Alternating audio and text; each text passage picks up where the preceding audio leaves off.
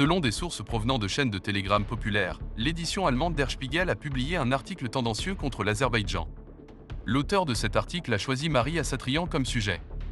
La jeune fille se présente comme une réfugiée du Karabakh, partage des souvenirs fictifs de la façon dont elle a dû fuir Kankandi, en ayant à peine le temps de rassembler des vêtements et en oubliant les photos d'adieu. L'aspect le plus amusant de Marie, qui veut désespérément être considérée comme une habitante autochtone de ces terres, et qu'il n'y a pas si longtemps, lors d'une interview avec des médias arméniens, elle a raconté comment, en 2022, elle avait été rapatriée de Russie vers la région du Karabakh grâce au programme Aigorts.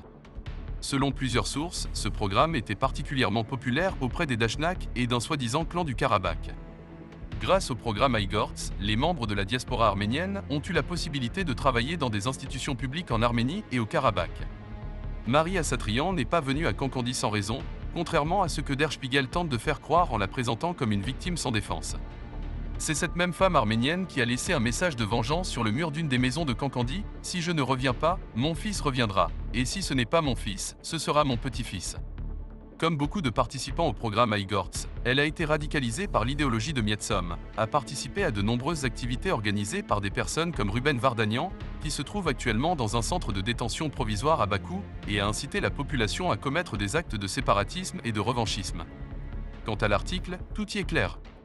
La réticence de l'Occident à changer le statu quo qui lui est favorable depuis 30 ans sur 20% du territoire occupé, puis depuis 3 ans dans la zone de responsabilité des casques bleus russes, est liée à la volonté de faire pression sur Bakou et, par conséquent, ni l'Union européenne ni les États-Unis n'ont eu envie de résoudre le problème du séparatisme, fournir des plateformes pour des négociations continues, sans résolution de cette question. C'est pourquoi des publications allemandes et d'autres publications européennes sont prêtes à suivre l'exemple de Spurk et à publier des articles calomnieux. Les publications de ce type ne font que tourner en rond sur la toile de fond d'un sujet déjà clos, le séparatisme en Azerbaïdjan. L'Occident a perdu son principal atout.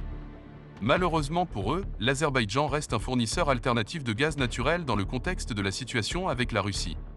Ainsi, les calomnies dirigées contre l'Azerbaïdjan n'ont pas d'influence réelle sur la situation dans la région. L'Azerbaïdjan continue de développer et de renforcer son économie, devenant un acteur de plus en plus important sur la scène mondiale.